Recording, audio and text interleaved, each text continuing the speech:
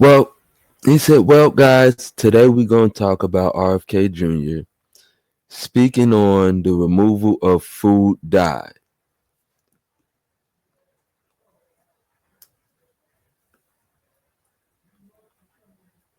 Thank you to Dr. Mark Hyman, who's been my friend and partner on these issues for over 20 years. Thanks, Vonnie Harry, who's been an extraordinary leader. And then Marty McCary.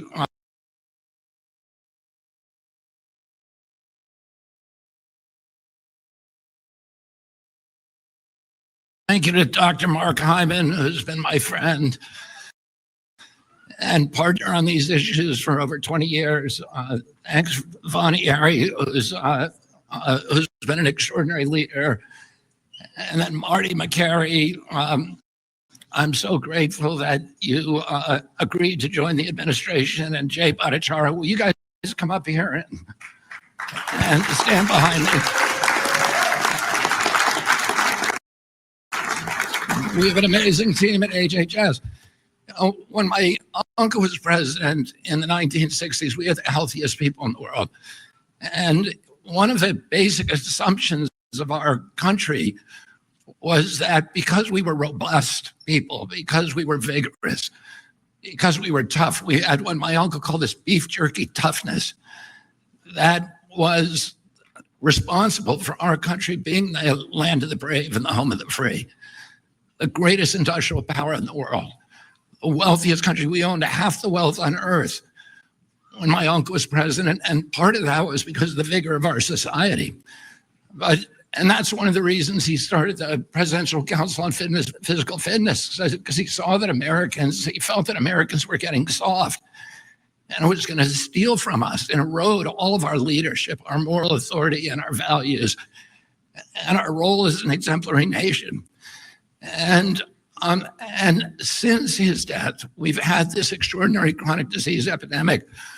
When my uncle was president, 3% of American kids had chronic disease. Today, it's around 60%.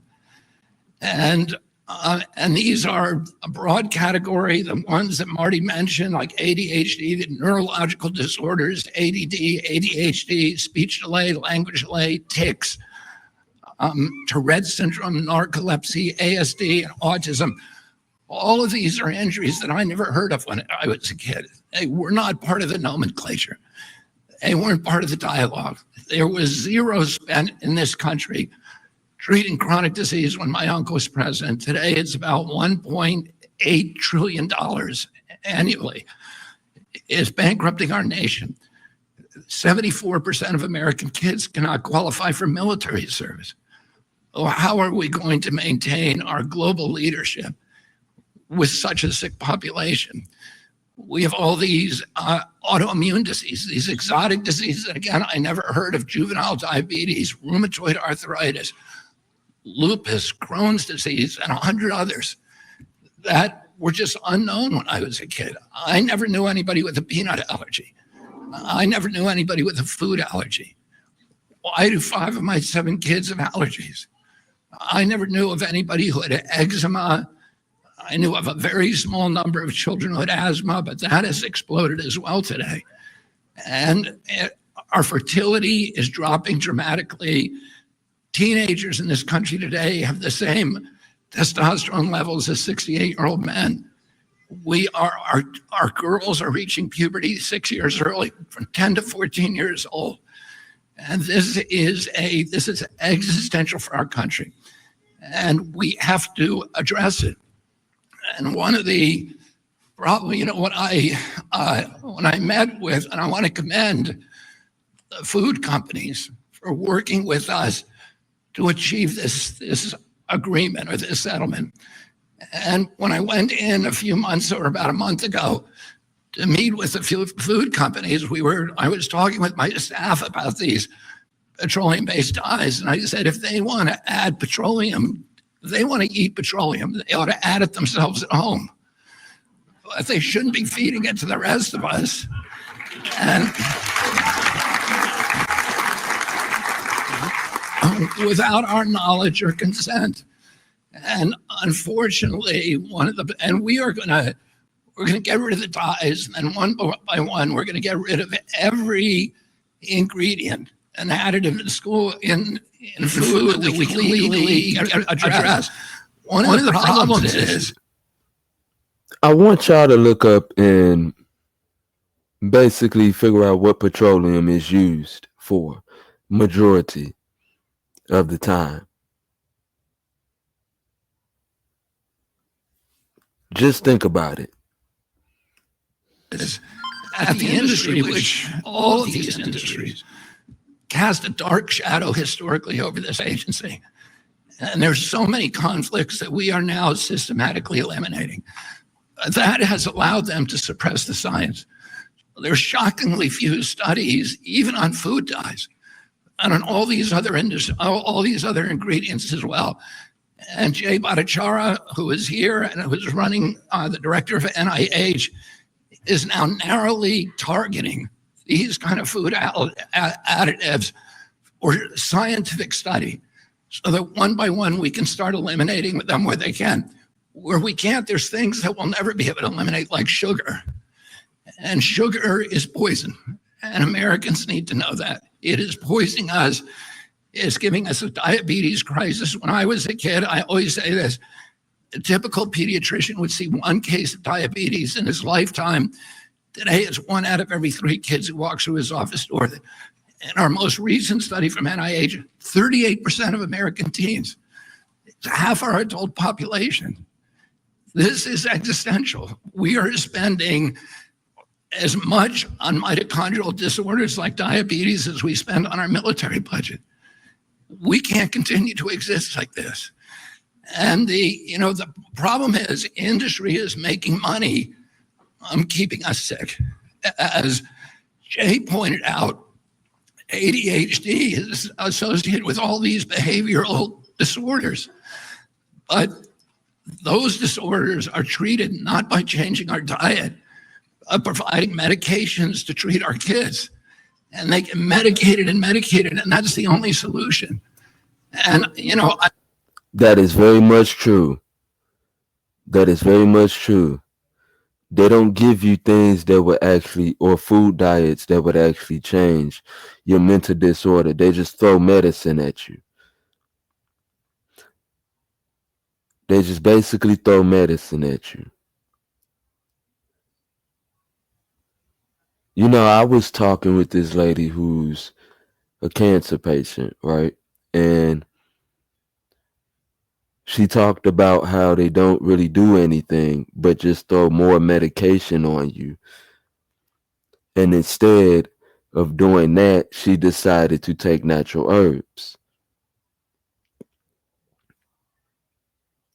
Now, that's the thing that we need the most, is us taking natural herbs that will fight off these diseases that plague our country in full effect. But let's keep going. I would point out that there is part of the etiology of these diseases is a kind of media malpractice, a mass psychosis that has our media not talking about this. And one of the possible reasons for that is the amount of money that's coming from the pharmaceutical companies into our media and from these food companies, or the advertising.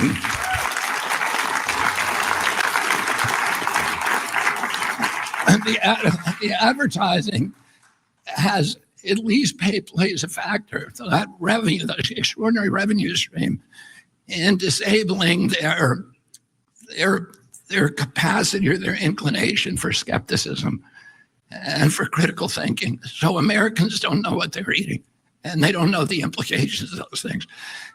And for those products, Mark Hyman says in his book, the 10-day sugar detox diet, which I'll give a plug to, is a very good book. He talks about how dangerous sugar is and how it's as addictive as crack. And our children are addicted to it from when they're little kids.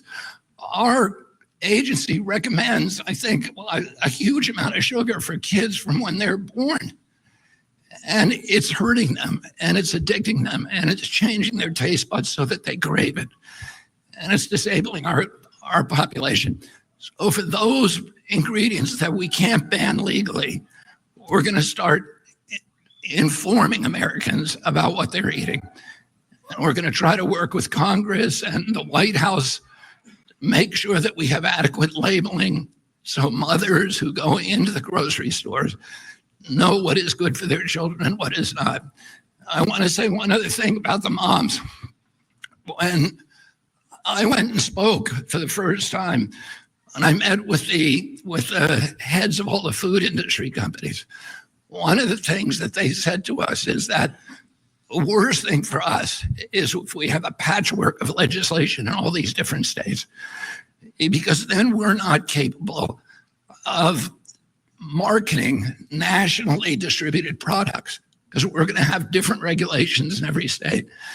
And they didn't want that. And that's one of the reasons they came to the table with us. I want to thank Speaker Schultz. I want to thank Governor Morrissey. And I visited many other governors in Virginia and West Virginia, in Arizona and Utah and other states that are banned, that are having these local bans. Those bans have given us leverage to make demands in the food company. And the only reason that those states have banned these products is because of these ladies and millions of more across the country, the warrior moms who have powered the MAHA movement.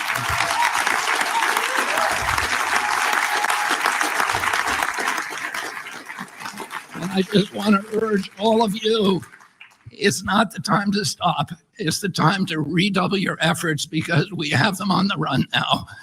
And we are going to win this battle. And 4 years from now, we're going to have most of these products off the market, or you will know about them when you go in the grocery store. So I want to thank you.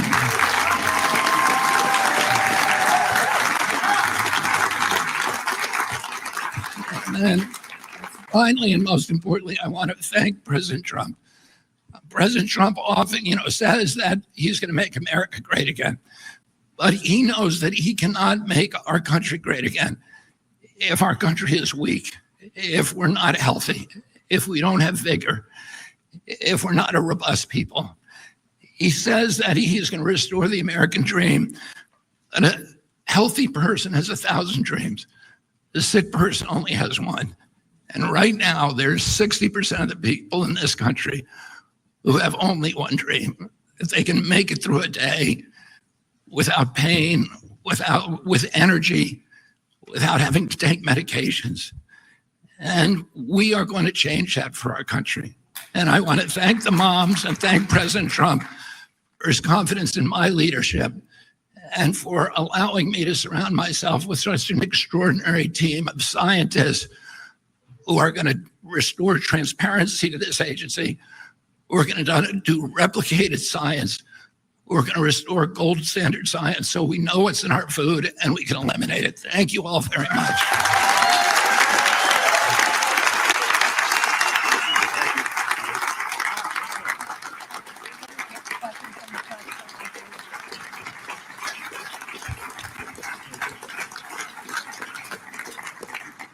Thank you, Secretary Kennedy. Thank you to everyone for being here, and thank you to the press for attending today. We're going to take some questions from the press. If you can please say your first, last name, and outlet when I call on you, that would be great. Sarah, CNN. Here. I got it. Okay, yeah. Hi, Sarah Overmall from CNN. Secretary Kennedy, you talked about how sugar is poison and how it's addictive. Is that the next step for you, looking at policies to reduce or even eliminate sugar in food products? I don't think that we're going to be able to eliminate sugar, but I think what we need to do probably is give Americans knowledge about how much sugar is in their products. And also, with the new nutrition guidelines, we'll give them a very clear idea about how much sugar they should be using, which is 0. Yes. Hi, Helena Bottomiller-Evich with Food Fix. You mentioned the goal is to work with the food industry to get the most of the major synthetic food dyes out. What is the plan if the food industry does not voluntarily agree to do that? And what are the next steps if you can't get agreement within the industry? Thank you. Well, here the industry has voluntarily agreed. And so, I think as we move forward, we are going to work with the industry. They've shown a lot of leadership on this right now. And in fact, we're getting food companies now and fast food companies who are calling us almost every day and asking us, how do we do this? What do you want us to do? Will you do a press conference with us? And so we're really happy with the reception. I think they're ready to change the industry. They have children too. There's no such thing as Republican children or Democratic children. Their children are going to the same schools. They're eating the same foods as the rest of us. And I think most of them really want to have a healthier America. They want clear guidelines and they want to know what they can and can't do. And we're going to give them that.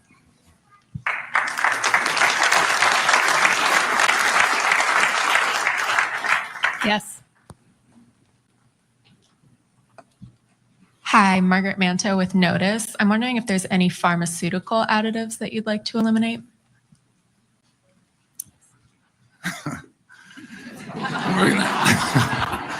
We're gonna start on that next. I don't have anything particular.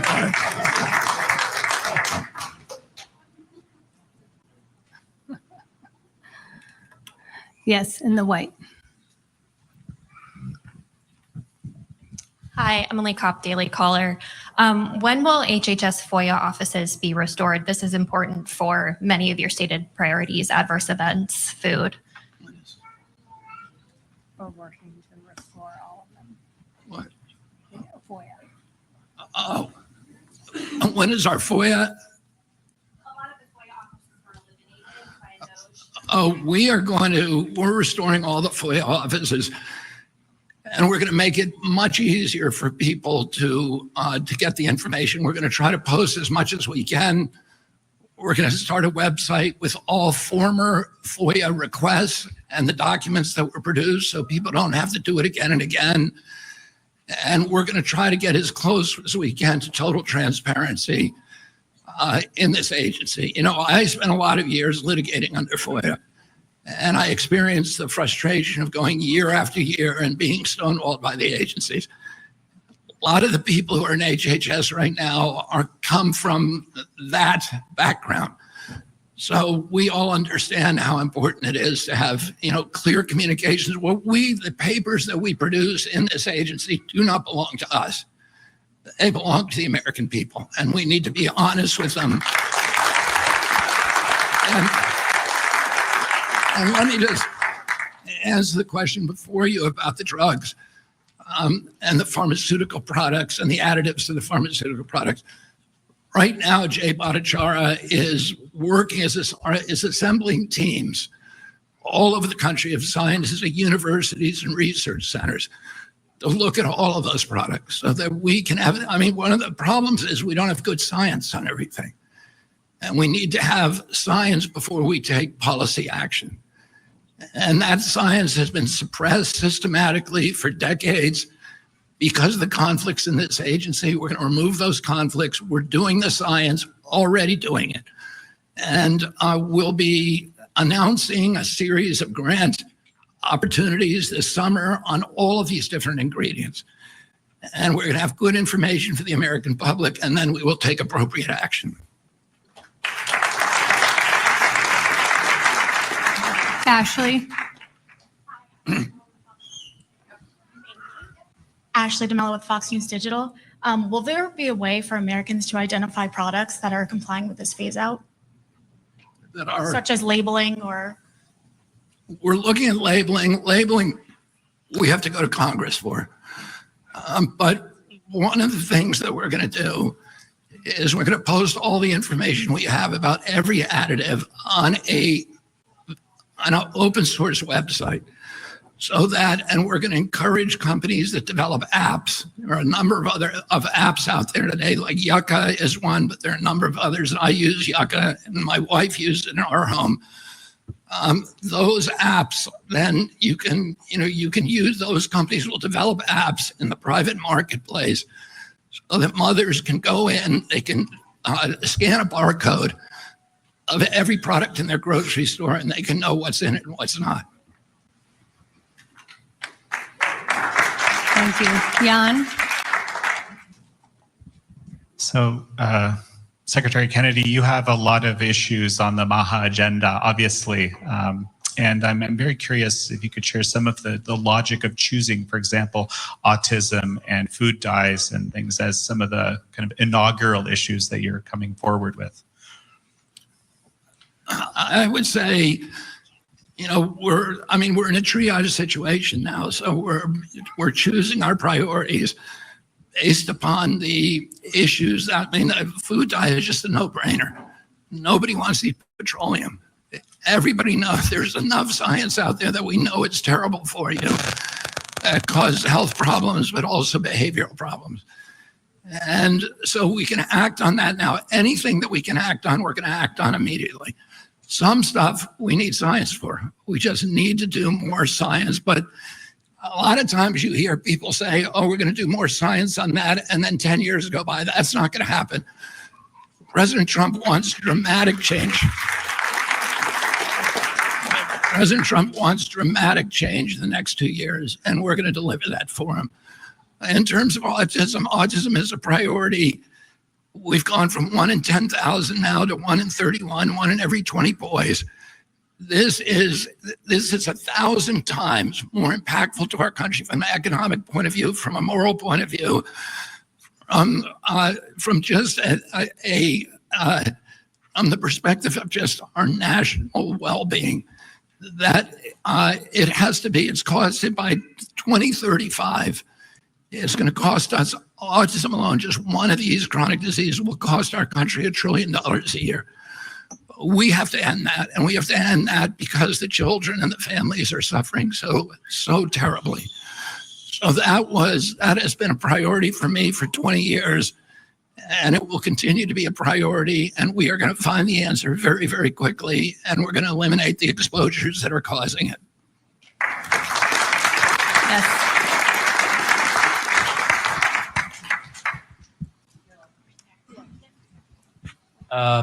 Secretary Kennedy, Issam Ahmed here from Agence France Presse. Just on the political dimensions, do you sort of give credit to the former President Joe Biden for getting the ball rolling with Red Dye 3? And as far as the labeling goes, you mentioned you have to go to Congress. Are you in discussions with lawmakers on both sides of the aisle regarding improved labeling around food? Thank you. We have not yet. The time has not yet come for us to put our legislative proposals before Congress. Labeling will be a top priority proposal for us. In terms of the credit, I credit President Biden for getting it done. I wish it hadn't taken him to 1 week before I came into office before he did it. Let's give credit where credit's due. Okay, one more question right there in the pink. Thank you, Secretary Kennedy. Cheryl Gay Stolberg from the New York Times. I just want to make sure we understand the parameters of this agreement with the food companies. Do you actually have a settlement with the food companies and a formal agreement for them to adhere to these guidelines? And if so, why don't we have anyone from the food industry here? I would say we don't have an agreement, we have an understanding, but I'm going to let Marty take this question.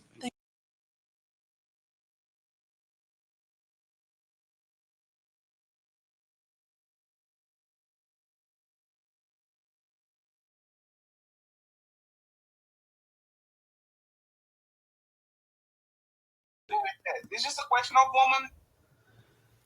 That's RFK Jr. You guys, I think he's going to be successful in this administration. I hope he gets rid of all the pesticides from our food and things like that. But like, comment, and subscribe, and peace out.